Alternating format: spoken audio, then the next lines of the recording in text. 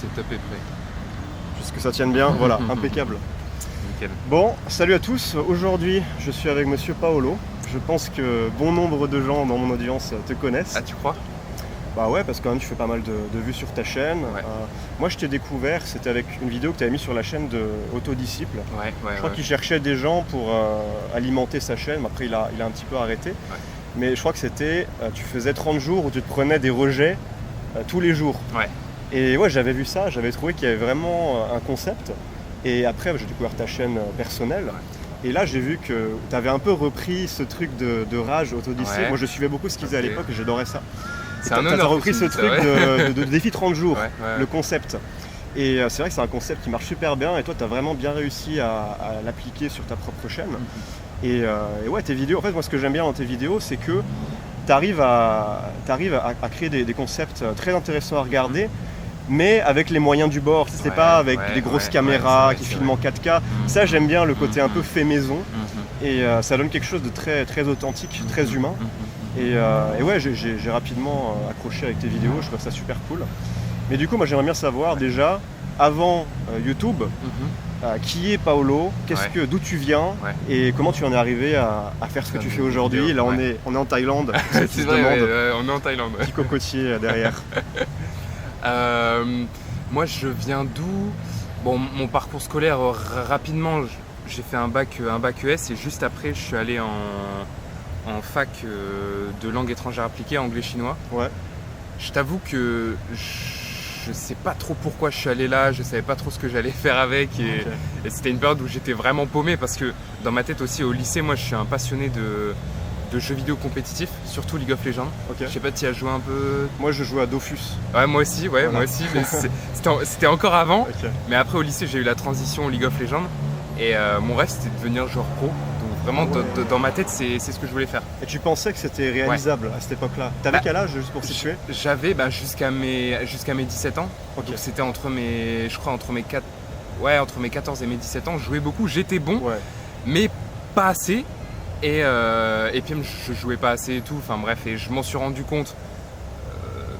Après avoir le bac, pendant les grandes vacances, j'ai eu une discussion avec ma mère en lui disant que moi c'était ça mon projet professionnel et elle m'a vite recadré et bref, après moi j'ai eu les idées un peu plus claires, mais aussi il faut savoir que je suis quelqu'un de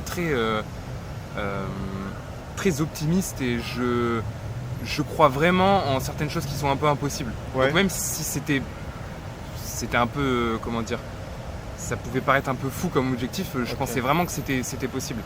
Et bref, après je finis à la fac et là j'entre dans une période où je suis complètement perdu. J'aime pas ce que je fais, les gens dans mon université sont très différents de moi. Et alors que j'avais beaucoup de potes au lycée, là je me retrouve à la fac où j'ai très peu de proches, très peu d'amis. Et à ce moment-là, je commence la salle de sport et je passe énormément de temps sur internet et je découvre tout ce qui est développement personnel, entrepreneuriat, tout ça. Et créer des vidéos, et c'est à ce moment-là que j'ai eu le déclic et je me dis vas-y, je vais me lancer sur YouTube. Parce que j'avais beaucoup de temps libre et ce que je faisais à côté, ça me plaisait pas. Et je me suis lancé sur YouTube. C'est trop marrant parce qu'on a vraiment eu un parcours similaire, de ce que tu me dis. Toi c'était les jeux vidéo, moi ma lubie c'était la musique sur ordinateur et je m'étais mis dans la tête que j'allais devenir DJ. Mais il y avait un gros décalage entre ce que je faisais et la réalité. En gros je faisais pas assez d'efforts pour y arriver, c'était très difficile. Mais je voulais être une superstar de la musique, quoi. C'était un peu mon délire. Mais ouais, au bout d'un moment, retour à la réalité. Pareil, les études qui me plaisent pas. Je me sens déconnecté des gens. Les gens ils se sentent un peu à leur place dans ces études-là, mais moi pas du tout. Je sèche tous les cours. Et ouais, c'est marrant. Et après, du coup, tu retrouves des gens sur YouTube qui font des trucs complètement différents. Moi, ça a été ça aussi. C'était en janvier 2016. J'ai vu des mecs, il n'y en avait pas beaucoup à l'époque. Aujourd'hui ça pullule. Je sais pas, c'est vraiment marrant ça. À l'époque il y avait peut-être 5-10 mecs qui te parlaient de développement personnel ou de business en ligne. C'était vraiment le tout début.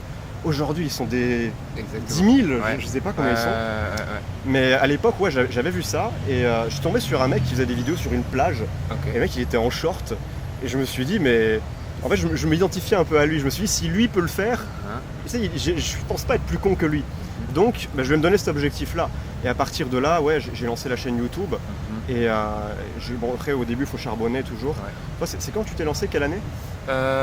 C'était pas avec ma chaîne YouTube Paolo Z, c'était avec une autre chaîne YouTube, c'était en 2017.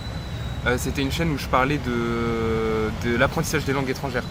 Ok, et après tu as fait une autre chaîne. Ouais, c'est ça. En fait, c'est le moment où le truc qui a marqué un peu la séparation, c'est quand j'ai mis ma vidéo sur la chaîne de Rage, Autodiscipline. Et à partir de là, j'ai commencé à faire ces vidéos plus centrées sur moi, le développement personnel, mon évolution, mes expériences. Et ça, c'était en 2021, je crois, 2021. Et alors, tu me diras si je dis des bêtises, mais en gros, le concept de ta chaîne, c'est que tu vas te lancer des défis un peu fous. Tu vas tester des choses. Je me rappelle aussi une vieille vidéo que tu avais faite, c'était... Bon, je paraphrase, mais j'essaie de vendre cette merde, un gadget d'AliExpress. C'était les poupées pieuvres. Exactement. Et donc tu essayais, je crois que c'est du dropshipping. Ouais, c'est ça, exactement. Et t'assumais que c'était de la merde. Vas-y, je vais essayer de faire un business complètement éclaté et faire de la thune comme ça. Exactement. Mais bon, évidemment, t'as pas continué ce truc-là, mais t'as fait une bonne vidéo là-dessus et tu vois, après t'as rebondi d'expérience en expérience. Et aujourd'hui, c'est toujours ça ou est-ce que tu comprends une autre direction? Non, je pense que c'est vraiment ça. En fait, ma chaîne YouTube, finalement, c'est un peu mon journal de bord. Et on voit à travers les années mon évolution, les étapes par lesquelles je passe, aussi les différentes phases de ma vie. Ça, c'était une phase où je revenais d'échanges universitaires, où j'étais chez ma mère et je testais des trucs. J'étais encore un peu paumé. Et il y a cette phase-là. Et des fois, c'est marrant, mais je revois ces vidéos. Soit je retombe dessus ou je les re-regarde. Et j'ai un peu honte, soit du fond et de la forme, de ma façon de penser de l'époque. Et des fois, je me dis, je pourrais les mettre en privé ou les supprimer, ces vidéos. Mais je me dis que c'est bien, ça fait une sorte de... c'est ça, c'est un journal de bord. On voit ma pensée en 2020, ensuite en 2021, 2022, etc. Exactement. Et elle évolue. Moi, ça fait depuis 2016 que je fais des vidéos, ça fait pas mal d'années. Et des fois, juste par curiosité, je vais re-regarder des anciennes vidéos que j'ai publiées. Par exemple, j'aime bien regarder les toutes premières, celles de 2016, 2017. Et c'est marrant parce que moi, c'était plus des vidéos où je donnais des conseils, de choses que moi j'apprenais ou que j'expérimentais. C'était moins concret que toi. Bon, j'avais fait un petit peu les défis aussi, défis 30 jours, mais pas que ça. Mais par contre, des fois, j'écoute donc le mois du passé et je me dis putain, c'est pas con là ce qu'il dit le petit jeune. Et parce que toi, tu oublies. Tu peux pas te souvenir de tout ce que tu as dit parce que quand tu fais beaucoup de vidéos, forcément, ça fait un gros volume d'informations. Et des fois, je regarde mes propres vidéos pour me rappeler mon état d'esprit de l'époque et j'apprends des trucs. J'apprends des trucs du mois du passé et je trouve ce concept assez drôle quoi. Et peut-être que dans 10 ans je regarderai les vidéos que je fais aujourd'hui et je retrouverai des bonnes idées. Et c'est vrai que c'est comme un journal de bord, une chaîne YouTube. Et toi c'est vraiment ça, c'est comme t'as jamais vraiment eu une thématique précise où tu te dis je vais faire des vidéos sur la musculation et je vais rester là-dessus. Non, toi tu es très ouvert, tu explores et c'est justement ça le concept.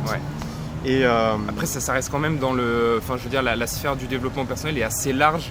Du coup ce qui est bien c'est que je peux me permettre de pas mal de choses en réalité, que je parle de sport ou de plein d'autres choses en fait.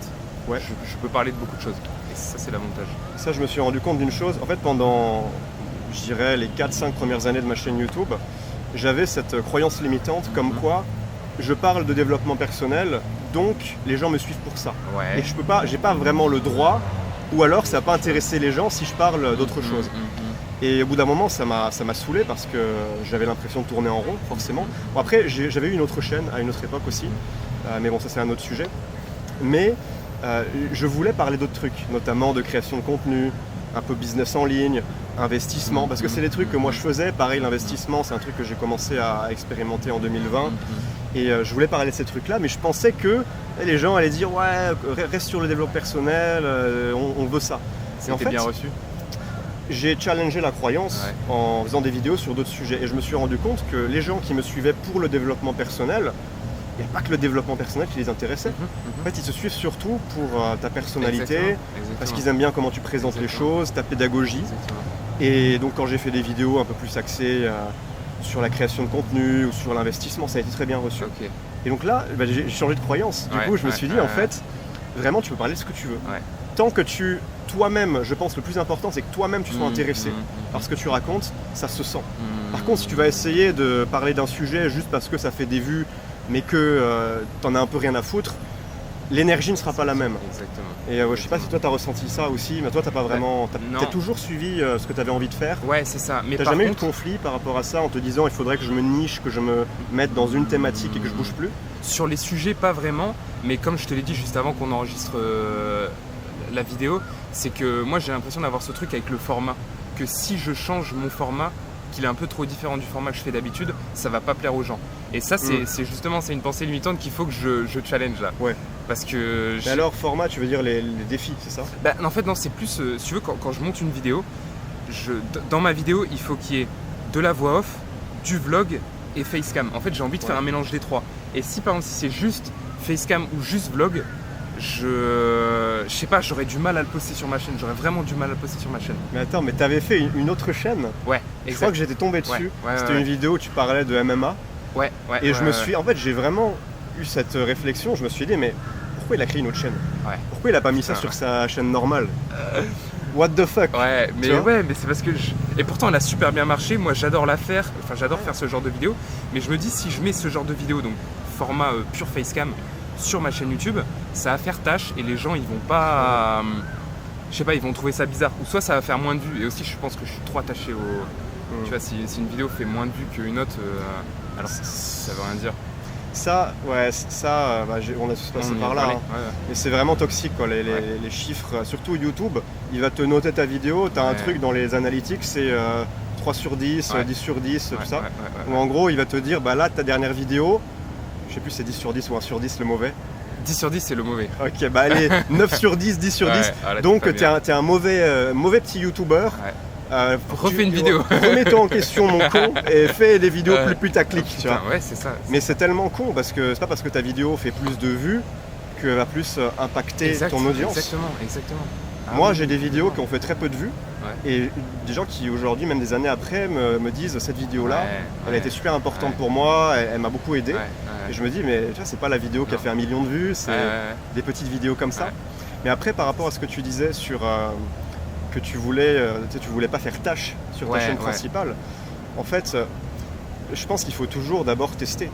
Et si tu te dis bah effectivement ça fait 10 fois moins de vues, il n'y a pas d'engagement, les gens s'en foutent, là tu as la tâche sous les yeux. Et le truc c'est que tu projettes, tu te dis il va y avoir une tâche mais t'en sais rien, t'as pas testé le truc. Et il faut toujours tester quoi. Et après c'est pas dramatique de faire des tests non concluants. C'est clair. Et c'est même obligatoire si tu veux progresser, parce que si tu fais que des suppositions, tu avances à l'aveugle. Tu tâtonnes comme ça mais tu sais pas où tu vas. Alors que quand tu confrontes une idée que tu as eue au réel, même si c'est un petit peu différent ou carrément différent, même c'est bien quand c'est carrément différent, je te dis ça, je suis pas le mec qui fait le plus, j'ai aussi un peu ce genre de croyance, ce genre de challenge, mais j'en suis conscient. Mais là tu as feedback, tu vois concrètement comment les gens réagissent, et c'est là que tu as de l'information précieuse qui te permet d'apprendre et ensuite d'adapter et de faire quelque chose qui te convient bien. Ouais, carrément, c'est quelque chose qu'il faudrait que je challenge là pour 2024, je pense. Ouais, ça va être un des défis.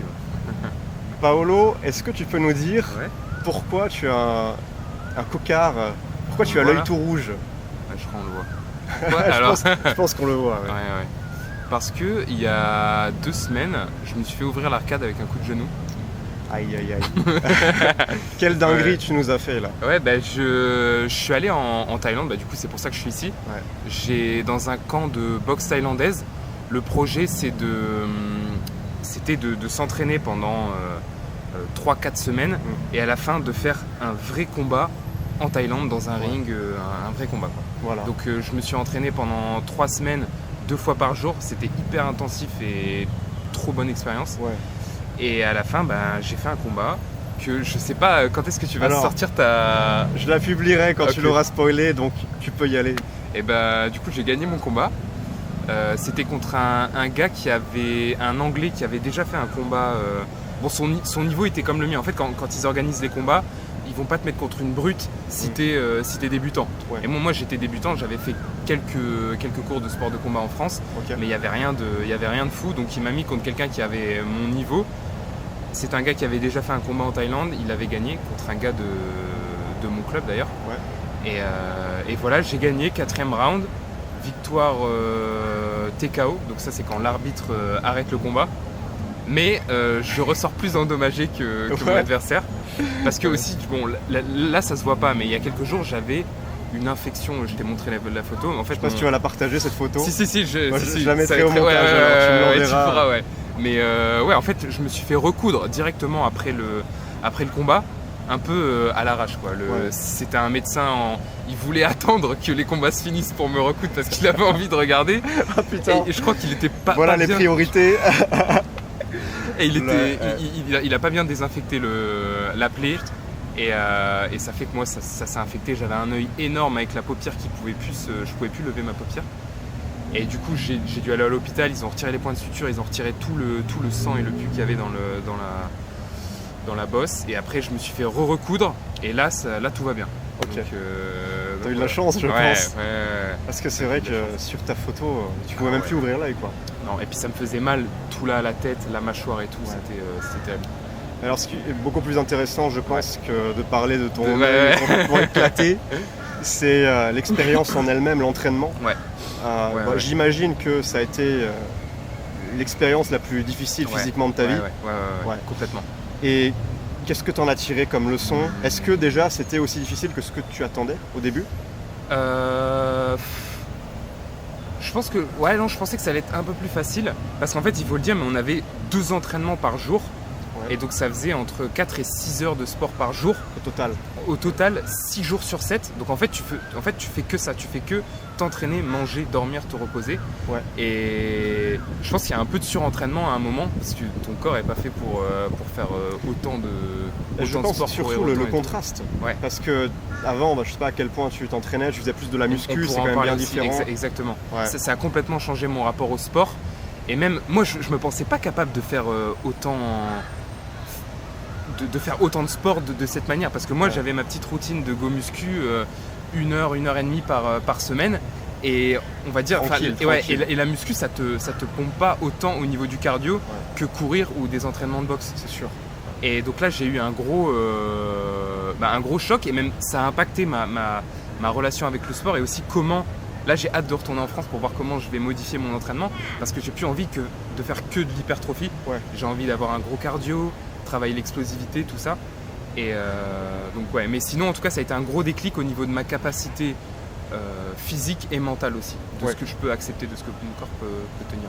Après, ce qu'on dit souvent, c'est que c'est 90% du mental. Exactement.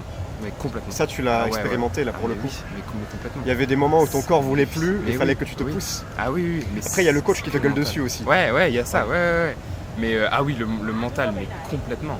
Et puis même pour le combat, moi, ce que j'avais peur en faisant ce combat, c'était parce que taper quelqu'un, vouloir tuer quelqu'un quand tu es dans un ring, c'est pas quelque chose de naturel. C'est surtout pour nous là au 21e siècle, on est très rarement dans les grandes villes, il y aura peut-être des expressions, mais j'allais dire dans une situation de vie ou de mort où tu dois vraiment détruire quelqu'un pour sauver ta vie. Et là, dans le ring, c'était cette situation-là. Un crocodile qui approche à peu près. Je vais le dégager. Bon, petite interruption imprévue. Mais du coup, ce que je disais, oui, c'est ça. Au niveau du mental, ce que j'avais peur, c'était de ne pas réussir à faire mal au gars en face. Parce qu'un vrai combat, c'est difficile d'un sparring parce que là, tu dois appuyer et tu dois tuer le mec, entre guillemets. En fait, d'ailleurs, tu parlais de ça dans ta vidéo, tu parlais de Khamzat Chimaev. Et c'est avec toi que j'ai découvert ce mec et c'est une brute, c'est un fou. Et justement, tu vois son regard avant les combats, tu vois que le mec n'est pas là juste pour faire un combat de MMA. Le mec, son état d'esprit, c'est je vais te tuer, je vais t'égorger. On voit dans ses yeux que c'est un tueur, le mec. Et je pense que c'est hyper important, c'est primordial quand tu fais un combat d'avoir cet état d'esprit. Parce que sinon, tu vas pas lui faire mal et lui, il va avoir cet état d'esprit et il va te manger en fait. Et du coup, moi, ce que j'avais testé aussi pendant ce mois-là, c'était de la visualisation. Tu sais, tous les jours, tous les jours, j'imaginais en fait le combat et j'imaginais vraiment mes coups qu'il porte sur son visage, voir son visage, moi aussi de recevoir des coups qui font mal, avoir mal, même être essoufflé. J'essayais vraiment de vivre ces trucs-là et je pense que ça m'a bien aidé le jour du combat parce que j'avais vraiment cette envie de gagner et de faire mal au gars. Tu vois. J'étais pas surpris parce que si j'avais pas fait cette visualisation et le jour du combat j'étais en face de lui, peut-être que j'aurais pas réussi à lui faire mal et à mettre des bons coups. Ouais. Mais là, je l'avais visualisé tout le long du mois, donc je pense que ça m'a aidé. Ok. Et c'est quoi la plus grande leçon que tu as tirée de ces 30 jours? Ouais. Je sais pas si tu as encore eu le recul pour y réfléchir. J'y ai pensé parce qu'il y a un truc que j'y pensais tous les jours, que ce soit l'entraînement ou même pendant le combat, c'est que je ressentais vraiment, c'est un truc bateau, mais là je le ressentais tous les jours, c'est que toutes les difficultés, une douleur, une souffrance, une difficulté, en fait, elle va forcément se terminer à un moment. Tu vois, tu la sens sur le moment, t'es dans le mal et tout, t'en peux plus. Mais en fait, à chaque fois, je me disais, il y a un moment où ça va se terminer et où je serai en repos tranquille.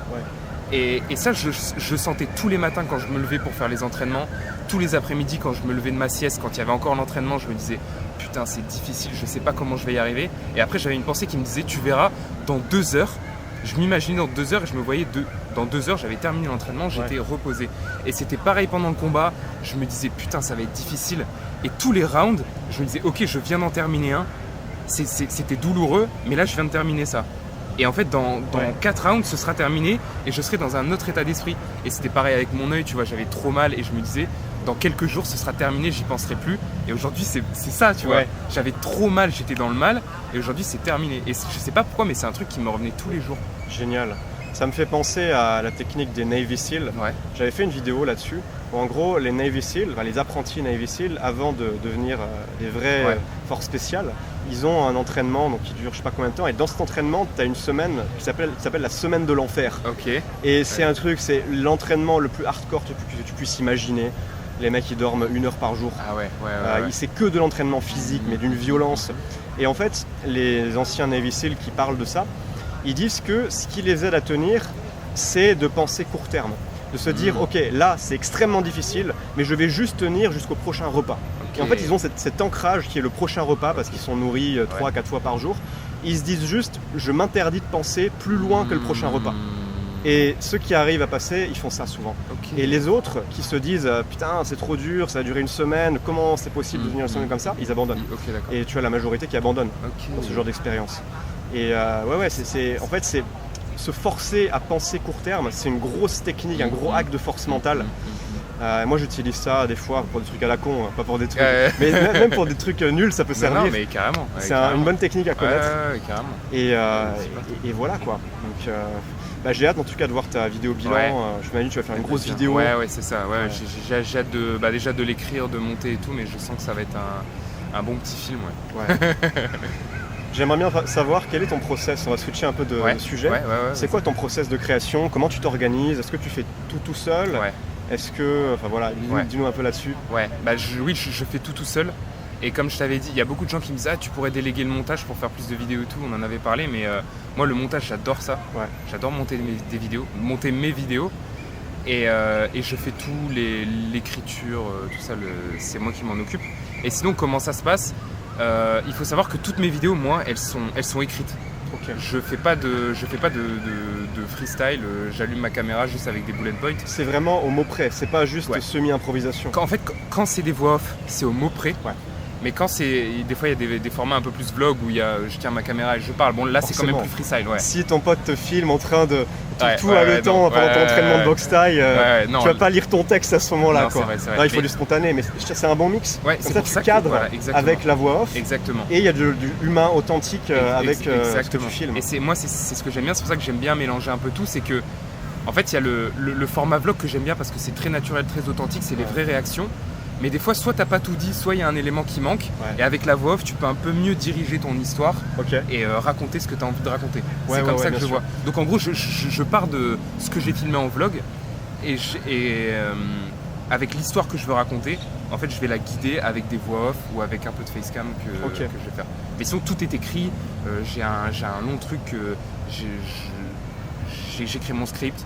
Je mets là je vais pouvoir mettre ce moment où je suis en train de parler en vlog, là je vais enregistrer un truc en facecam, j'écris tout et après je passe au montage.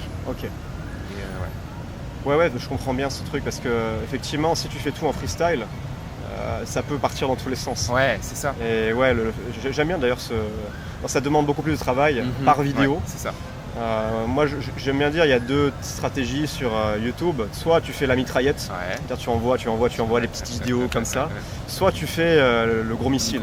Et là tu travailles beaucoup sur peu de vidéos mais tu les fais très bien.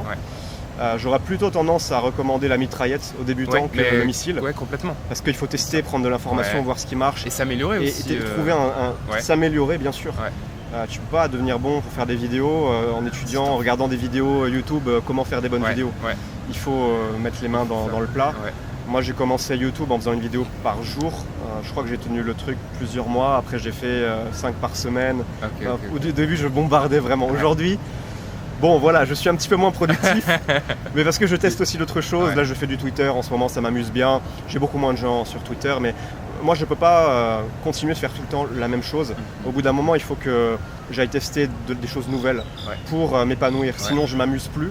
Et ça j'en parlais hier avec un pote avec qui je fais une interview aussi. C'est hyper important qu'on continue d'avoir du plaisir dans nos activités. Il n'y a pas que le côté résultat en termes de faire des vues. Enfin, moi faire des vues aujourd'hui j'en ai plus grand chose à faire honnêtement. À un moment c'était ma priorité. Attends, ça fait combien de temps que tu fais des vidéos sur ta chaîne là? Ça fait 7 ans, pratiquement 8, 7 ans et demi. Ouais. Tu as eu le temps de bien même mûrir à ce point, à ce niveau-là par rapport aux vues? Si tu veux, il y a un moment donné où tu identifies des concepts, des formats qui marchent bien. Par exemple, les listes, ça marche bien. Enfin, pour moi, ça marchait bien. Il y avait des sujets qui marchaient bien. Par exemple, tout ce qui touchait au charisme. Le mot-clé charisme, je lui ai éclaté la gueule ce mot-clé. À chaque fois que je mettais charisme dans titre ou miniature, ça faisait 3 fois plus de vues. Je suis là, on va parler de charisme alors. Mais au bout d'un moment, tu as parlé de tout ce qu'il y avait à dire. C'est pas forcément le truc qui toi te passionne le plus. Et donc tu te poses la question, c'est bien faire des vues, mais est-ce que moi je m'éclate dans ce que je fais? Et aujourd'hui, je préfère largement m'éclater et faire moins de vues. Les shorts par exemple. Moi j'ai blow up l'année dernière avec les shorts, j'ai doublé ma chaîne YouTube. Elle faisait 300 000 abonnés, je l'ai passé aujourd'hui 700 000, mais en 6 mois ça a vraiment explosé parce que j'ai fait 150 millions de vues avec mes shorts. C'était complètement inattendu, je ne m'attendais pas à faire autant franchement. À la base je m'étais dit, j'avais fait ça en août, je m'étais donné un défi 30 jours justement, j'en fais un petit peu, j'avais fait celui-là. Et je m'étais dit 10 millions de vues en 30 jours, ce serait incroyable. J'ai fait 41 millions de vues, donc vraiment je ne m'y attendais pas. Et au début, j'étais dans l'euphorie du truc. Je me suis dit, vas-y, on va bombarder avec les YouTube Shorts, les TikTok, tout ça. Et parce qu'il y avait de la nouveauté. Et donc, je m'éclatais. Mais après, quand j'en ai fait 50, 60, un peu plus, j'en ai fait au total peut-être 70, 80, je me suis dit, en fait, ça m'amuse plus trop. Même s'il y a des millions de vues, qu'est-ce que t'en fais de ces millions de vues? Tu ouvres l'espace commentaire, tu vois que c'est des gamins qui font des blagues à la con, d'une immaturité. C'est même pas des gens qui t'attaquent, c'est juste... le niveau est bas quoi. Le niveau est bas, je pense que c'est beaucoup des très jeunes aussi, surtout TikTok ça. Et donc moi je me demande, est-ce que c'est à ces gens-là que j'ai envie de parler? Et la réponse est non. Et je m'amusais plus trop au bout d'un moment, donc je me suis dit, je vais passer à autre chose.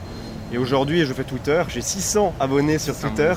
Je parle principalement de business en ligne. C'est pas ce que mon audience, forcément tout le monde veut entendre. Il y a plein de gens, ça les intéresse pas.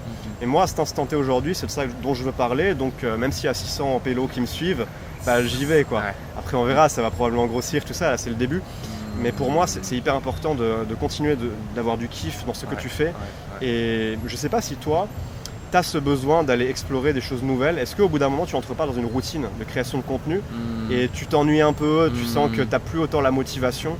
Moi, j'ai beaucoup ce truc-là et c'est pour ça que j'ai besoin de beaucoup de variété. Et surtout quand je suis un peu là depuis longtemps, quoi. Je commence à être j'aime bien dire que je commence à être un jeune dinosaure.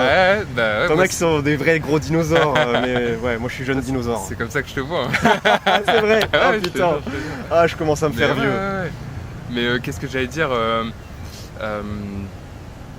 tu disais la nouveauté. Et moi après je pense que mon style de vidéo c'est plus, en fait je fais à chaque fois ce que j'ai envie de faire sur le moment et j'en fais une vidéo.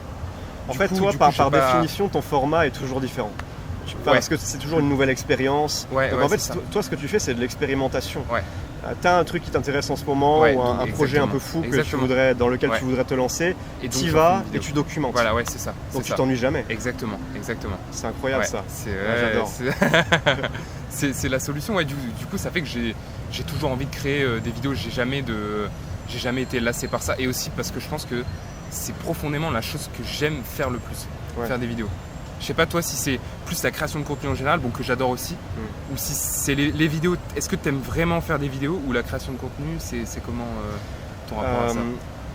En ce moment, j'aime beaucoup écrire. Okay. Donc Twitter, c'est parfait pour ça. Tu écris, tu fais des petits tweets là. Ouais. Et en fait, ce que j'adore avec Twitter, c'est qu'il n'y a aucune friction. Ouais. C'est-à-dire, tu as une idée dans ta tête et tu vas tout de suite tweeter. Il n'y a pas d'enjeu, il n'y a pas... Tu sais, on s'en fout. Si ton truc il floppe, la plupart vont flopper. C'est fait pour, tu vois. T'en as quelques-uns qui vont bien marcher. Mais c'est super parce que tu as une idée et direct, il n'y a aucune barrière. Ouais. Tu la publies. Alors que la vidéo... Moi, si j'en fais beaucoup moins en ce moment, c'est aussi parce que je suis de moins en moins tolérant à cette friction, à cette barrière qu'il y a. Il faut écrire ton plan ou écrire ton truc. Il faut allumer la caméra, vérifier que ton décor n'est pas trop dégueulasse, qu'il n'y a pas du contre-jour, du machin.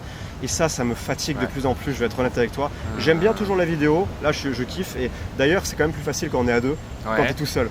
Parce que parler à un objet, c'est quand même un exercice bizarre. Hein.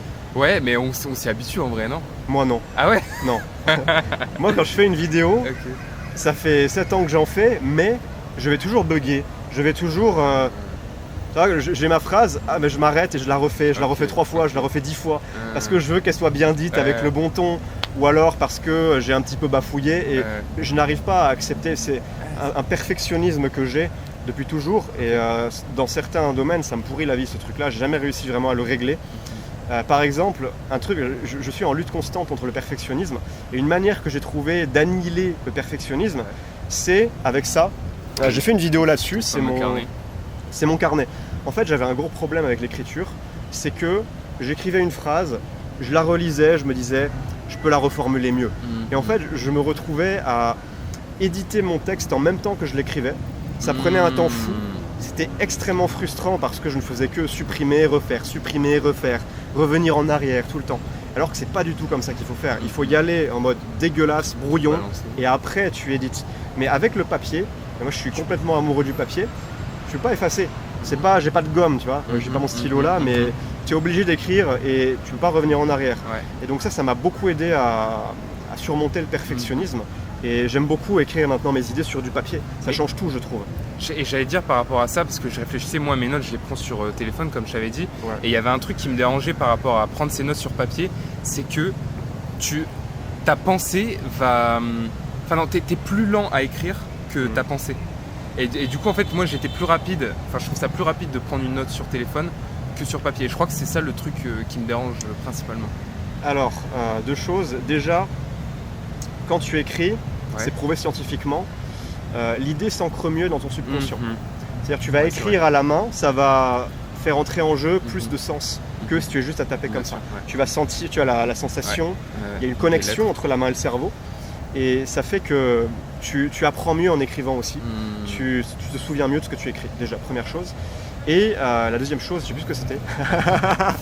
La deuxième chose, oui, c'est que quand tu écris, effectivement, c'est plus lent, mais ça force ta pensée à ralentir. Tu n'es pas à penser à toute allure, tu prends ton temps. Tu es plus posé, plus détendu, et il y a quelque chose de positif là-dedans. C'est-à-dire que tu ne vas pas être dans l'urgence où allez, je vais maximiser ma productivité à fond, il faut que j'écrive le plus vite possible. Non, souvent les idées prennent du temps à être développées. Et quand tu écris, le cerveau ne peut pas aller plus vite que la main. Et ça, je trouve que ça améliore ta créativité. Après, c'est juste mon expérience personnelle. Peut-être que toi, tu te débrouilles très bien avec le téléphone. Après, ça donne envie parce que ce que tu avais dit tout à l'heure, que des fois tu sortais sans ton téléphone et que tu te posais sur un banc pour écrire, ça, je trouve ça vraiment bien. Et c'est un truc, ça me donne envie de le tester. En fait, comme tu n'as rien d'autre à faire, ça débloque quelque chose. Parce que même le simple fait d'avoir ton téléphone dans la poche en mode avion, il est en mode avion, ok, mais il est là, tu y penses.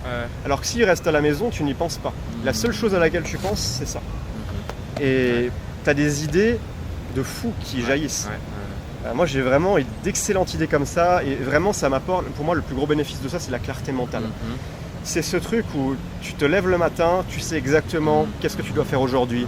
Il n'y a pas de flou, il n'y a pas de ce brouillard où c'est très anxiogène de ne pas avoir cette clarté. Quand tu as la clarté, tu as le contrôle. Tu sais où tu vas, tu sais ce que tu as à faire là maintenant, tu sais quelle est la stratégie pour atteindre les objectifs exacts que tu as définis. Mais sans cette clarté, moi je me rends compte que ça me rend beaucoup plus heureux. d'avoir une bonne clarté mentale. Également, ça va avec un mode de vie sain, il faut bien dormir. Ça, je pense que c'est le conseil à la fois le plus chiant et le plus sous-coté. Tu sais, tu dis aux gens, ouais les gars, dormez 8 heures par nuit. Ils vont te dire, commencez par ça. Merci chef, cool, je le sais déjà. Ouais, mais tu le fais ou tu le fais pas? C'est ça la vraie question. Souvent, c'est les fondamentaux chiants, c'est les meilleures techniques. C'est vraiment ce qui marche le mieux. Exact. Et les gens vont passer leur vie à se mentir à eux-mêmes en cherchant des petits hacks, des petits trucs qui brillent. Le truc secret qui va tout débloquer. Alors que ça n'existe pas. C'est vraiment les fondamentaux chiants que tu n'as pas envie de faire, mais il n'y a que ça qui marche. Et c'est pareil dans le business, c'est pareil quand tu crées du contenu. Tu vois, il n'y a pas de méthode magique. Non, c'est clair. Et je rebondis sur tes notes, mais imaginons que tu es chez toi, je sais pas, tu fais le ménage, j'en sais rien, et tu as une idée, tu vas la noter aussi sur ton carnet? Ouais, ok. Alors, je vais te dire un truc, j'en ai un petit peu honte. J'ai récemment acheté un gadget hors de prix qui s'appelle Remarkable 2. En fait, c'est comme un iPad, mais disons que c'est un mix entre, on va dire, c'est comme un Kindle, mais pour écrire. C'est comme un notebook digital, avec un stylet, et c'est un écran avec du e-ink. C'est de l'encre numérique, je crois. Et c'est censé être le gadget parfait pour la productivité, pour avoir ton carnet sans distraction. Et là, pour le coup, c'est vrai qu'il n'y a pas de distraction. Tu n'as pas d'internet, tu n'as pas d'application. C'est vraiment juste, je mettrai peut-être un petit visuel là, pour les gens qui nous regardent sur YouTube. Et franchement, je l'ai testé quelques jours. Je suis revenu au papier. Ah ouais? Ouais. Même si c'est le gadget ultime, parce que le papier, il n'y a pas de friction. C'est encore cette question de friction. Le papier, j'ai une idée, bah tiens, je chope mon truc, j'ai le stylo, normalement il est là, je sais pas où il est là, il a disparu. Ah merde, mais normalement il est là dans les anneaux, et je chope le stylo, j'écris. Alors que le Remarkable, il faut que je l'allume, que j'ouvre la bonne note, parce qu'il faut que bien je m'organise. Aussi, il y a un problème avec le Remarkable, c'est que tu peux revenir en arrière. J'ai juste à taper avec 2 doigts, et ça fait revenir. Et tu perds un temps fou. Moi en tout cas, avec mon putain de perfectionnisme, je perds un temps fou. Alors ça c'est vraiment un truc, ça paraît tellement con, mais j'arrive pas à me libérer de ça. C'est que, tu vas voir le niveau de perfectionnisme.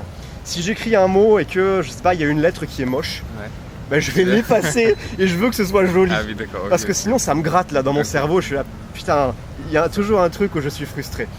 Et avec le papier, tu peux pas. Tu peux pas. Et pour ça, je trouve que, pour moi en tout cas, c'est ce qu'il y a de mieux. Donc le carnet reste la meilleure. Ouais. Et moi j'avais une question pour toi. J'aime bien savoir comment les gens travaillent leur routine un peu. Parce que moi, ma problématique du moment, c'est que j'ai du mal à couper entre le boulot, entre guillemets, la création de contenu, ce que je fais sur Internet, et ma vie perso. Ça fait qu'en fait, j'ai pas d'horaire de travail. Je travaille soit tout le temps, en fait, ma vie de travail et ma vie perso sont mélangées. Et je voulais savoir si toi, t'as des horaires. T'as des horaires de travail, entre guillemets. Ouais, alors je vais surtout travailler le matin. Pour moi, le matin, c'est la période pendant laquelle je suis le plus productif. Je sais pas si toi t'es pareil. Pareil. Ok. Parce qu'il y en a qui sont un peu plus des oiseaux de nuit, qui vont le matin, ils sont éclatés. Et la nuit, c'est. Bah voilà, là-dessus on est pareil. Donc le matin, pour moi, c'est deep work. Je me fais des sessions concentrées, je mets un timer et vraiment là il faut aussi mettre l'intention quand tu travailles. Parce que si tu te dis vas-y je lance le timer, je sais pas trop ce que je vais faire, on va trouver sur le moment, tu vas pas être productif. Il faut qu'il y ait une intention dès le départ, tu te dis ok là c'est écriture par exemple. Pour moi c'est un deep work fondamental, c'est le deep work écriture. Tous les jours. Ça dépend, il y a des périodes où je suis un peu plus... Après je suis pas tout le temps très productif, il y a des périodes productives intenses et des périodes où je suis plus relâché. Là, ces dernières semaines, j'étais en voyage, j'étais un peu plus relâché, mais j'aime bien avoir... je n'arrive pas à trouver une moyenne. Il faut que ce soit productivité hardcore ou repos hardcore. Repos hardcore, juste répondre à mes mails, faire le minimum, tweeter un petit peu. Et productivité hardcore, là par contre, je suis à fond, minimum 10 heures par jour de taf. Et pour en revenir à l'organisation, je comprends très bien ce que tu dis.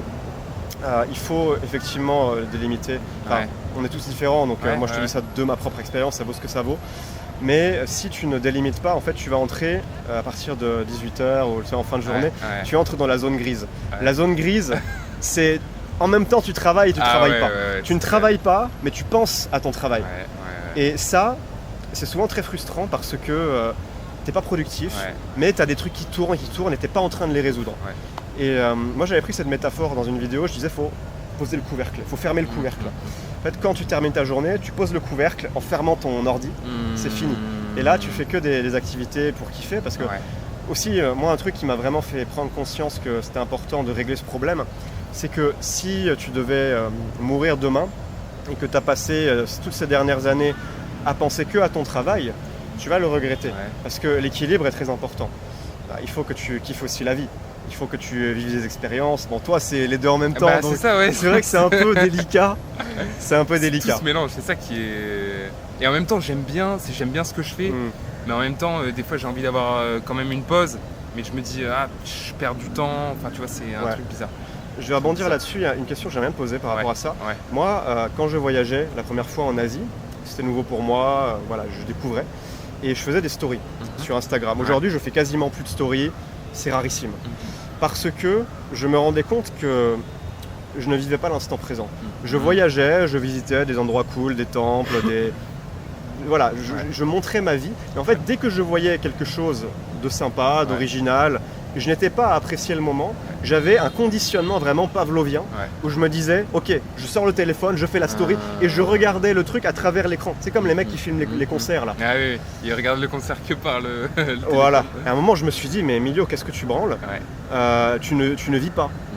Ta vie, c'est de créer le contenu. C'est bien, tu partages, mais déjà, c'est même pas rentable pour ton business parce que tu vas faire des stories Instagram qui va faire des ventes. Mais surtout, tu profites plus. Et à un moment, j'ai complètement coupé.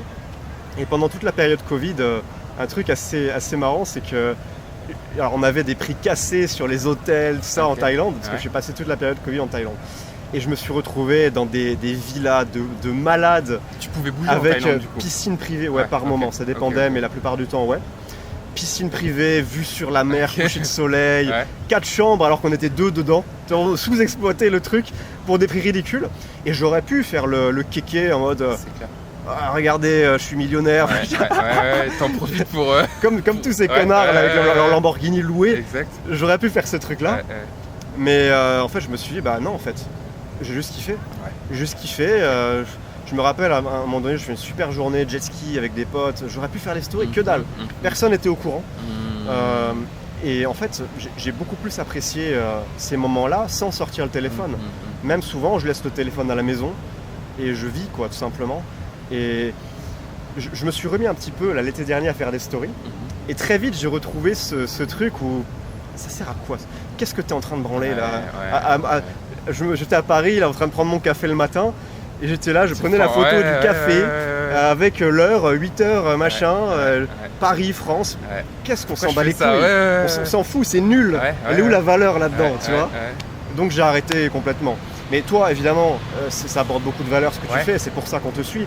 Mais j'aimerais te demander comment est-ce que tu gères. Je pense que tu vois ce que je veux dire. Bien sûr, mais complètement. Comment tu gères ça ? Moi, justement, c'est un truc qui me fait très très peur de soit faire des trucs juste pour Internet, parce que je sais, et c'est là aussi que la limite entre ma vie pro, parce qu'en même temps c'est mon métier et en même temps c'est ma vie perso, tu vois, du coup il y a vraiment une limite à essayer de trouver, mais je trouve que je gère très bien, notamment sur Instagram avec les stories, parce qu'en réalité je fais pas tant de stories que ça, et même des fois je me dis Paolo, tu pourrais quand même en faire plus, et des fois je me prête au jeu, en fait je reviens à ma première pensée, mais comme j'ai peur de vivre les choses juste pour Internet, je fais très peu de stories, parce qu'à chaque fois qu'il y a un moment cool et je me dis je peux le filmer, je peux le mettre sur Instagram, je me dis non le fais pas Paolo, parce que là justement tu vas dans ce truc là, donc je me mets un stop à moi-même, mais des fois je me dis quand même non, vas-y, joue le jeu Paolo, tu sais que les règles du jeu c'est comme ça, tu vois, quand tu veux vivre de la création de contenu sur Internet, si tu veux être influenceur ou je sais pas quoi, poster tes petites stories pour que les gens voient ce que tu fais au quotidien, ce que t'aimes, tu dis une petite blague, ça fait partie du jeu. Donc là, ça me dérange pas, je le fais. Tu vois. Mais non, sinon je pense que je le gère assez bien. Je sais mettre une limite. Ouais, mais après par rapport à tes défis, je voulais te dire, mais après je pense que je viens d'y penser, t'as ton pote qui te filme. Et donc là, ça change tout, parce que c'est pas toi qui dois te préoccuper, avoir cette charge mentale de te dire il faut que je gère la vidéo parce que tu as quelqu'un qui le fait pour toi. Après là c'est parce que c'était différent. En Thaïlande, il y a mon pote qui m'a filmé, donc ça c'était trop bien. Mais c'est vrai que pour d'autres défis, souvent je suis tout seul. Et là c'est moi qui filme, quoi. Tu vois, dans ton cas, peut-être que je vais dire une connerie, mais je pense que ce serait plus smart de prendre un cadreur avant un monteur.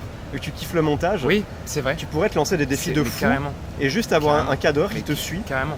Et comme ça, tu n'as pas à t'en occuper, et ce qui va te débloquer une créativité de folie parce que tu n'auras pas toute cette charge mentale à gérer. Ouais. Exactement, et surtout que c'est pas un truc que moi j'aime faire, tu vois, filmer c'est pas un truc que j'aime faire. Voilà. Mais carrément, là tu m'as. Ouais, bah peut-être que tu vas... Après c'est compliqué parce que quand c'est des défis comme ça où je bouge, je suis pas chez moi, ça va. Mais si c'est des défis où je suis la majorité du temps chez moi en train de raconter des trucs, bon là j'ai besoin de 4 heures, mais je vois ce que tu veux dire. C'est vrai que quand c'est des trucs un peu plus, des défis un peu plus durs ou un peu plus gros, c'est vrai que c'est intéressant d'avoir un cadre, carrément. D'ailleurs, c'est quoi les défis fous que tu comptes te lancer plus tard? T'as des idées déjà, des trucs un peu dingues? Bah je sais que là, cette année, en fait, ça va... Moi, j'adore apprendre des langues et j'ai envie de me remettre dans le chinois, vraiment atteindre un niveau natif. Je sais pas si j'y arriverai, mais au moins très proche. Peut-être en 3 mois, vraiment faire ça la majorité de mon temps. Et après, partir en Chine. Et en fait, mon objectif, ça va être de devenir connu en Chine.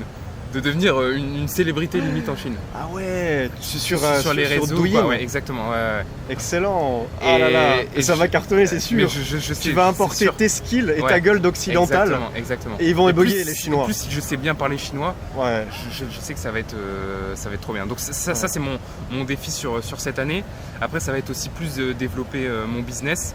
Et après, sinon, mon gros prochain défi, je pense que ça va être dans peut-être 5 ans maximum, c'est lancer un restaurant. Donc, le fameux Arancino que j'avais vu. Donc c'était une première tentative qui a échoué parce que j'ai pas l'expérience, bref, pour plein de raisons. J'ai pas envie de perdre ma liberté tout de suite, mais c'est un gros objectif dans lequel j'ai envie de me lancer. Et je pense dans 5 ans, ça va être le gros challenge. Alors toi, pendant longtemps, tu continuais de bosser à côté de ta chaîne YouTube, donc c'était à temps partiel. Tu travaillais à l'atelier Missor. Voilà, là tu as arrêté, ça fait combien de temps que tu as arrêté? Ça fait, je crois, 2 ans et demi, je crois, 2 ans. Putain, déjà, ça fait 2 ans et demi que tu as arrêté. J'ai l'impression que c'était cette année. Ouais, je crois que ça fait 2 ans. 2 ans. Ok, incroyable. Et donc là aujourd'hui, ton business se porte bien, tu gagnes bien ta vie, ce qui te permet donc de te concentrer vraiment sur créer des contenus qui te font kiffer. Exactement. Parce que c'est vrai qu'après, si tu es dans l'urgence pour payer les factures ou si tu as trouvé un taf et qui te prend tout ton temps, c'est plus compliqué, tu ralentis. Donc aujourd'hui, j'imagine ça te débloque bien. Ouais. Après, ça me demande aussi du boulot et c'est ça aussi que moi je dois gérer. Mais ce qui est bien, c'est que c'est mon propre produit, mes propres produits. Je peux les améliorer. Je peux, dès que j'ai une idée, je peux l'implémenter. Donc c'est à moi. Donc je travaille pour un truc qui est à moi. C'est différent. Donc ça prend quand même du temps, mais moins aussi. Donc aujourd'hui, tu as un groupe, c'est ça? Un groupe où privée, tu fais des défis 30 jours. Exactement. Voilà. Et ces défis que tu fais pour ton groupe, est-ce que tu en fais aussi des vidéos pour ta chaîne? Alors non, mais il faudrait. Je pense que ça peut être une très bonne... Par exemple, ceux de ton groupe, ils ont les insights.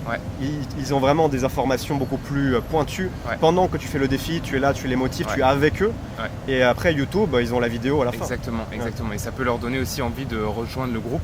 Et j'avais voulu faire ça, en fait, le premier défi 30 jours qu'on avait fait tous ensemble, c'était 30 jours d'alimentation en pleine conscience. Donc c'est-à-dire manger sans rien faire d'autre que manger, donc pas regarder une vidéo YouTube et rien faire. Et j'avais commencé à filmer pour en faire une vidéo, mais je ne l'ai pas terminé parce que j'avais plein de trucs à faire en même temps. J'avais le lancement du groupe qui me prenait beaucoup de temps.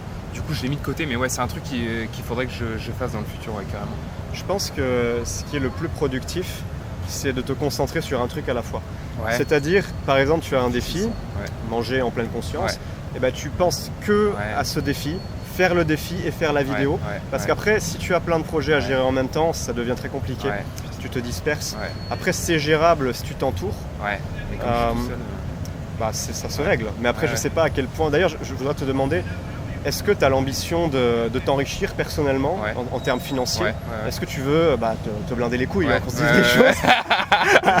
En vrai, c'est dans le... c'est dans la roadmap. Carrément. Ok. Et ouais, donc tu développes ton groupe là pour l'instant. Ouais. Ça va être ton focus pour 2024 ? J'aimerais sortir aussi un autre produit.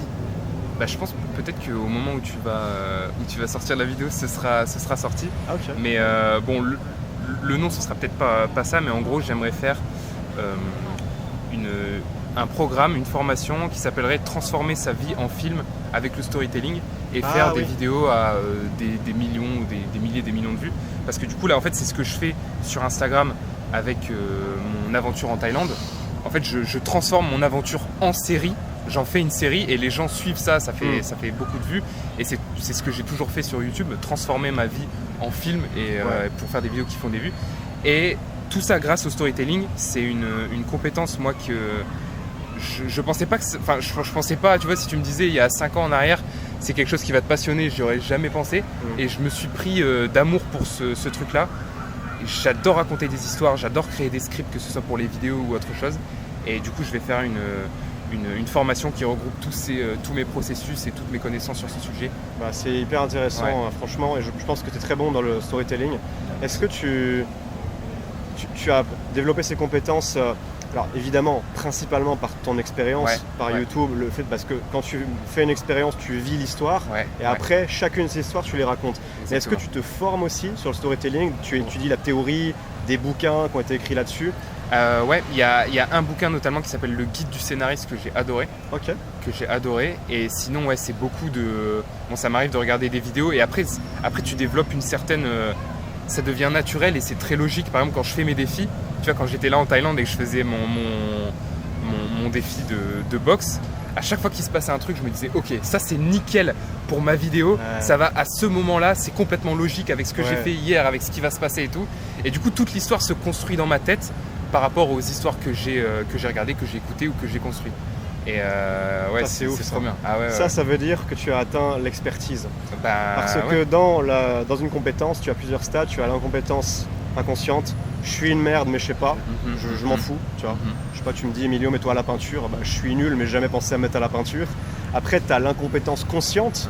C'est quand je me dis, j'aimerais bien me mettre à la peinture, mais je sais que je suis nul. Après, tu as la compétence consciente. Compétence consciente, c'est quand tu as développé les compétences, mais il faut toujours que tu y penses, il faut toujours que tu te concentres. Et après, quand tu as atteint la maîtrise, là tu es dans la compétence inconsciente. Et là, ce que tu me dis, c'est que tu es en train de faire ton défi et déjà, tu vois, inconsciemment, tu es en train d'agencer ton storytelling. Donc ça, c'est une preuve que tu as bien poncé la compétence.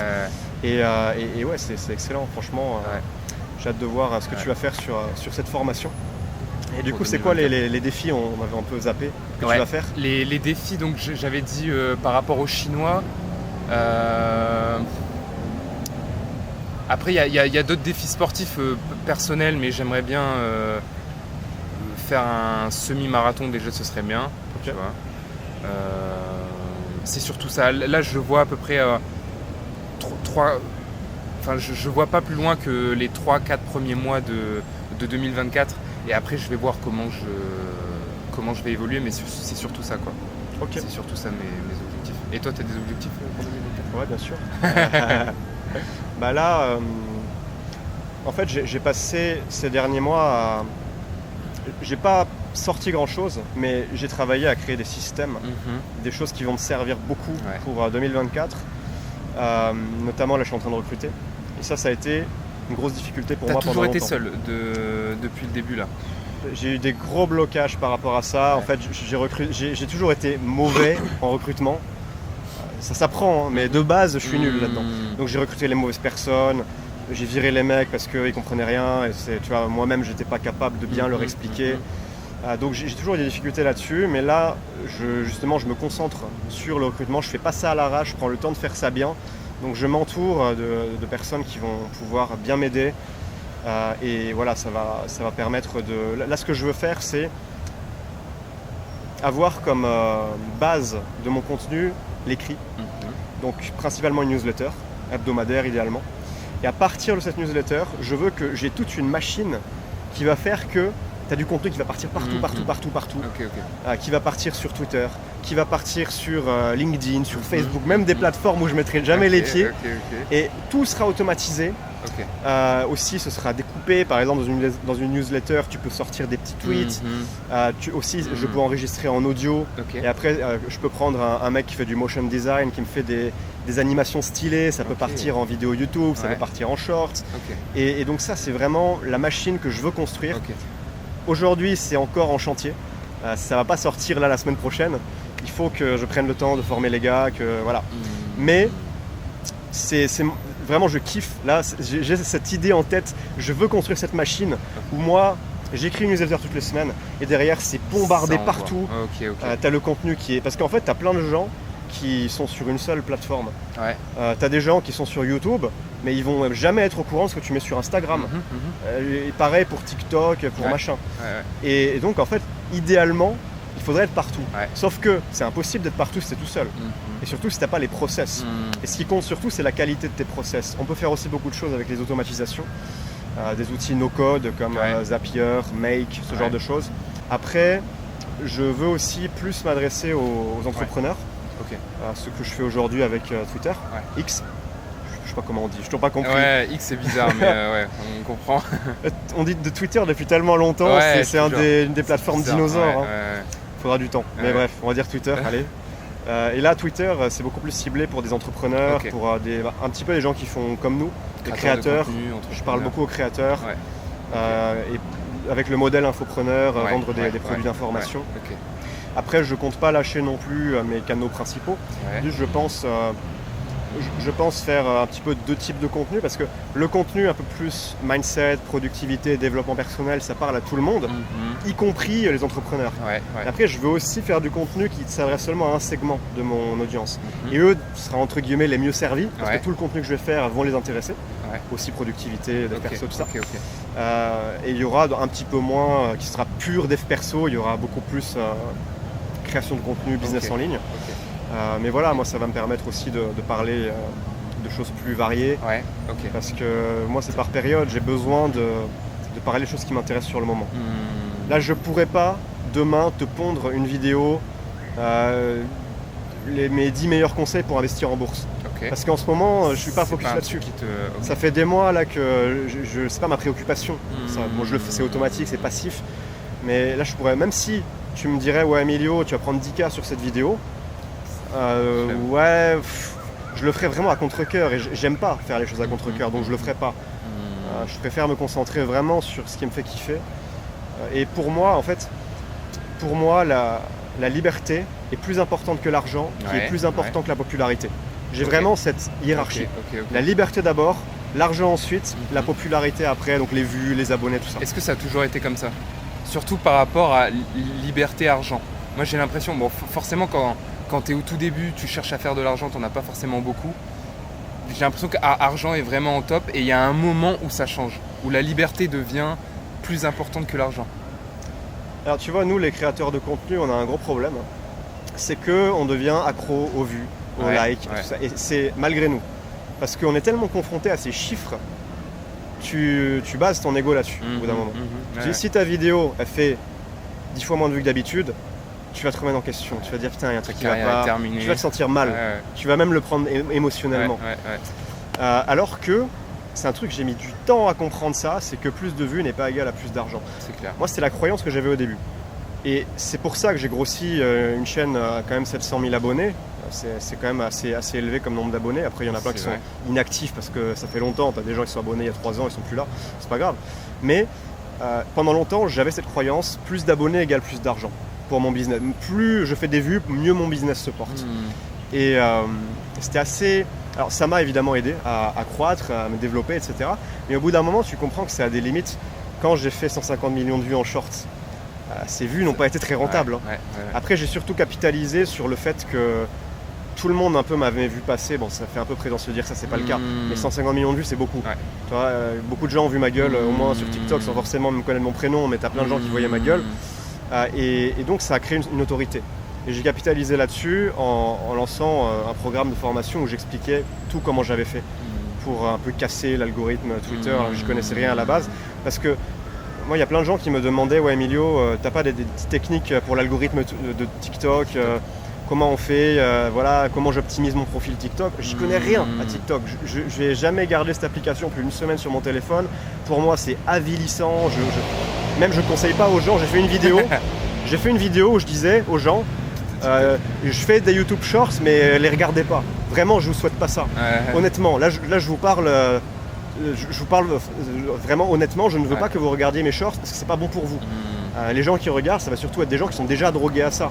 Et après, tu exploites cette attention pour que le truc il parte en exponentiel. Après, j'essaie quand même de véhiculer des messages. J'avais fait des TikTok où je disais qu'est-ce que tu es en train de foutre là de ta journée, un petit peu pattern interrupt. Qu'est-ce que tu branles là à scroller comme un légume, t'as pas un truc mieux à faire aujourd'hui?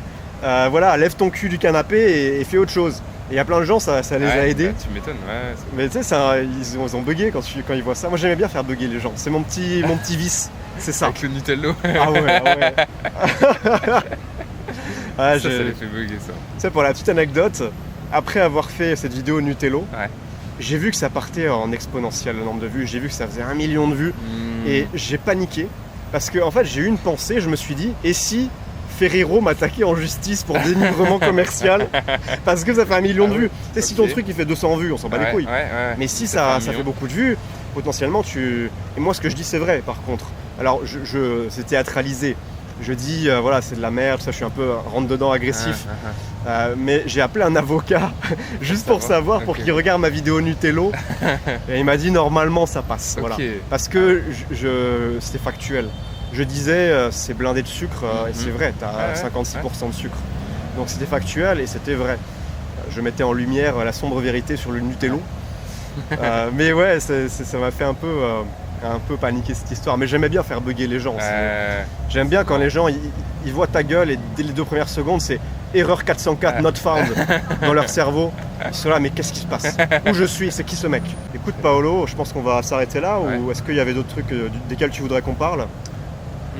Moi c'était surtout de savoir comment tu travaillais qui m'intéressait. J'avais peut-être pas développé beaucoup, j'ai rebondi.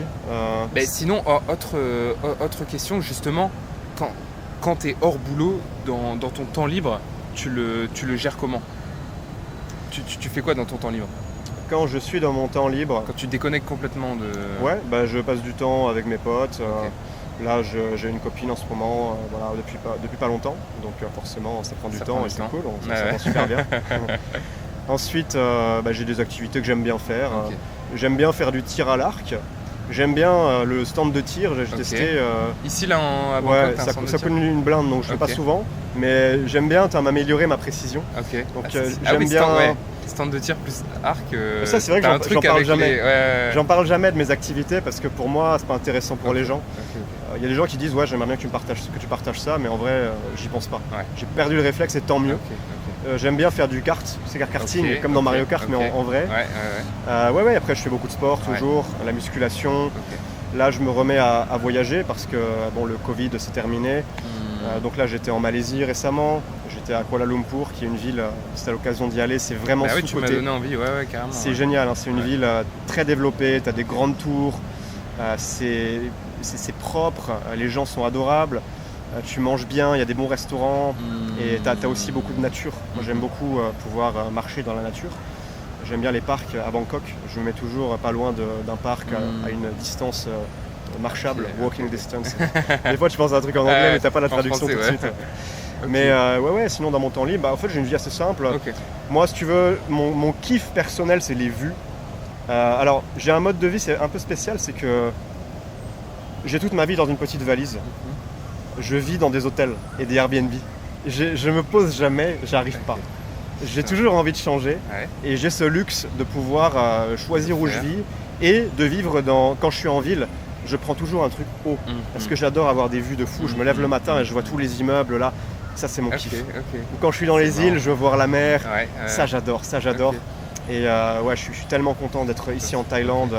Ça a été un coup de cœur ce pays. Ça fait combien de temps là que tu es en Thaïlande? Ça fait 6 ans et demi, 7 ans, quasiment 7 ans. Donc j'ai appris la langue. Tu vois, toi tu parles un peu le chinois. Peut-être qu'on a un niveau un peu similaire. Je sais pas où tu en es toi niveau chinois. Je t'ai entendu parler au billard là, la dernière fois. Je peux avoir des conversations, il n'y a aucun souci. Parce que si je me suis fait un petit challenge, ça j'en ai même pas parlé non plus, j'aurais pu. J'en parle maintenant, tiens, c'est l'occasion. Sinon, j'en parlerai peut-être jamais, mais je me suis fait un challenge d'aborder des meufs. Parce que je venais de terminer, début d'année 2023, là, une relation de 4 ans. Et donc, je redevenais célibataire. Et pendant 4 ans, tes compétences sociales se rouillent. Tu ne vas pas aller séduire. Et donc, je me suis dit, ok, il faut que j'affronte cette anxiété d'aller parler à des inconnus. J'avais jamais fait ça de ma vie. J'avais aucun problème à rencontrer avec des applications du style Tinder, Bumble. Et par contre, quand il n'y avait pas de contexte, c'est-à-dire que la fille, tu la vois passer, elle n'a rien demandé. Et c'est à toi d'être intéressant. Parce que si t'es pas intéressant, elle va tracer sa route et elle va te mettre un gros vent. Ça arrive toujours, les gros vents. Mais tu te rends vite compte qu'on s'en fout, c'est pas grave. Moi, il y en avait, je les abordais. Vraiment, elle regardait devant en mode ne me regarde surtout pas. Ne t'arrête pas, continue de marcher. Moi j'étais là, bon bah ok, pas de souci. C'était marrant. Et j'ai fait ça en mode hardcore pendant une semaine. J'ai fait 100 approches en une semaine.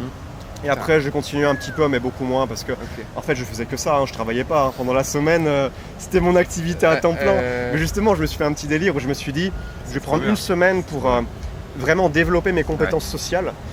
Et ça m'a tellement aidé, à la fois pour la confiance en soi face aux autres. Alors, j'ai toujours confiance en moi de base depuis que je me suis lancé sur Internet, je vais beaucoup travailler sur moi. Mais c'est vrai que quand tu perds cette habitude de régulièrement parler à plein de nouveaux gens, là c'est plus difficile. Et la confiance en soi est contextuelle. Tu peux avoir confiance en toi à fond dans là où tu es bon, mais on te met dans un autre domaine et là tu paniques limite. Donc c'est marrant, la première fille que j'ai abordée, vraiment il a fallu que j'y aille par baby step. C'était une vendeuse, je lui demandais quel est le nom de ce mall. Et vraiment des trucs, juste des renseignements. Et après j'augmentais, la deuxième je lui disais au passage je trouve que t'es jolie, j'aime bien ton sourire ou ton style. Et après j'ai beaucoup appris aussi sur la manière dont tu approches. T'as deux écoles. Tu as ceux qui vont te dire il faut faire de manière indirecte, où en gros tu vas dire à la fille par exemple, elle est en train d'attendre son café et tu vas lui dire qu'est-ce que tu me conseillerais comme café. Tu vas un peu te faufiler en mode anguille. Moi j'aime pas trop la stratégie de l'anguille. Je préfère dès le début répondre à l'objection. Pourquoi tu me parles, t'es qui? J'aime pas maintenir le doute. Donc je leur disais direct, je les abordais en disant, en fait les approches qui marchent le mieux, c'est les plus simples. Ça, j'ai compris que si tu essaies des trucs un peu alambiqués, élaborés, la fille, elle va te regarder, elle va se dire, il est bizarre, lui, et elle va tracer. Souvent, c'est ce qui se passe. Donc moi, je disais juste, hey, do you speak English? En mettant une bonne énergie. Et souvent, elle s'arrête parce que, elle se demande qu'est-ce que tu veux savoir. Et après, si elle dit oui, je parle bien anglais, je lui réponds en anglais. Si elle dit non, ou un tout petit peu, je lui réponds en thaï. Et j'ai beaucoup amélioré mon thaï, comme ça. J'ai fait beaucoup de conversations en thaïlandais, donc grosse sortie de zone de confort. Et vraiment, il a fallu que je tienne des conversations, tout ça. C'est toi qui es responsable. Souvent, les filles, elles vont pas te relancer. Non, c'est clair. C'est à toi de rebondir et d'être intéressant. Il faut aussi beaucoup lire le non-verbal, la communication non-verbale. Parce que tu vois que si par exemple elle recule un peu, c'est qu'elle est mal à l'aise. Et si tu vois qu'au bout d'un moment, elle est toujours pas à l'aise, tu lui dis au revoir. Il ne faut pas faire le gros lourd et insister. Exactement. Mais après, tu apprends aussi à la mettre plus à l'aise. Carrément. C'est une vraie compétence de savoir à mettre à l'aise les gens. Donc très bon challenge. Mais je me disais culturellement, c'est un truc qui se fait en Thaïlande. Parce que je me dis, en France, tu vois, aller parler à des gens dans la rue comme ça se fait. Est-ce qu'en Thaïlande, dans les pays asiatiques, c'est pas bizarre? C'est un moins de concurrence, je pense. C'est vrai qu'il y a moins de concurrence. Mais après, si t'es sympa, que t'es bonne vibe, ça passe. Donc je disais, t'as l'approche indirecte, t'as l'approche directe, et moi je préférais l'approche directe. Donc je disais hey, do you speak English? Oui, non, blablabla. Et je lui disais juste, en gros, je t'ai vu et je te trouvais mignonne, donc je voulais venir te dire bonjour. Après, tu vois comment elle réagit, si elle rigole ou si elle est un peu méfiante. Et après, tu dis, what's your name? Comment tu t'appelles? Et tu rebondis. En fait, si tu commences à trop rationaliser, à te dire il faut que tout soit scripté, tu vas avoir l'air bizarre. Et c'est pas évident. C'est pas évident au début, tu as peur d'avoir des blancs. Mais vraiment, tout est une question d'aisance. Et pour moi, je pense que ça a été beaucoup plus facile que pour un mec très timide. J'ai été très timide dans le passé, mais aujourd'hui je le suis plus tant parce que j'ai travaillé. Notamment, j'ai appris beaucoup à développer ma communication non verbale. J'ai fait des exercices pendant longtemps, j'ai inventé mes propres méthodes là-dessus. Et ça m'a beaucoup aidé. Parce que forcément, tout se joue dans le non-verbal. C'est pas tant ce que tu dis qui compte, c'est la manière dont tu le dis, l'énergie que tu mets. Parce que c'est l'intention après derrière. Est-ce que ton intention c'est de passer un bon moment avec la personne, ou est-ce que ton intention c'est il faut absolument que je prenne le contact, tu vois. Et autre chose que j'ai appris, c'est que pour moi, la meilleure manière d'être à l'aise, c'est de se détacher du résultat. De se dire, je m'en fous qu'elle me donne le contact ou pas. Moi, ce qui compte, c'est d'avoir une conversation de qualité. C'est de lui faire passer un bon moment. C'est que voilà, on ait une bonne discussion, on apprenne à se connaître un petit peu. C'est pas grave. Qu'après, si on s'entend bien, eh ben, elle donnera le contact et avec plaisir. Mais si c'est gênant, ben, c'est mieux qu'elle ne le donne pas. Il n'y a pas besoin qu'elle le donne. Tu vois, il faut être détaché. Il faut se dire, je n'y vais pas pour choper son contact, mais pour lui parler. Lui parler, c'est l'objectif final. Voilà. Et d'ailleurs, j'ai fait très peu de dates suite à cela, quelques-uns, mais j'ai fait très peu de filles. Finalement, je les ai rappelées parce que il y en avait trop et j'avais pas le temps de parler à tout le monde. Mon but, c'était vraiment de parler à un max de gens, quoi. Voilà. Mais c'est marrant parce que souvent les gars qui font cet exercice-là, j'ai l'impression que la majorité, c'est pas forcément pour coucher avec des filles, mais c'est plus juste pour devenir une meilleure personne, être plus à l'aise socialement, développer son courage, etc. C'est surtout ça la première motivation, j'ai l'impression. Est-ce que tu l'as fait, toi, ça ? Moi, j'ai déjà fait, Ouais, beaucoup ? Je l'ai déjà fait, beaucoup, pas... Non, pas énormément, mais je l'ai fait. J'ai déjà eu des rendez-vous. Ok. Et non, c'est un super exercice. Et aussi, ça, moi, ce que je voulais, c'était surtout développer la compétence de pouvoir parler à des gens dans la vie de tous les jours. Tu vois, dès que j'ai envie d'engager la discussion avec quelqu'un, une fille ou quoi, juste je le fais, je me prends pas la tête. Même si c'est pas dans un but de séduction, même si souvent, si tu vas parler à une fille, c'est parce qu'elle te plaît.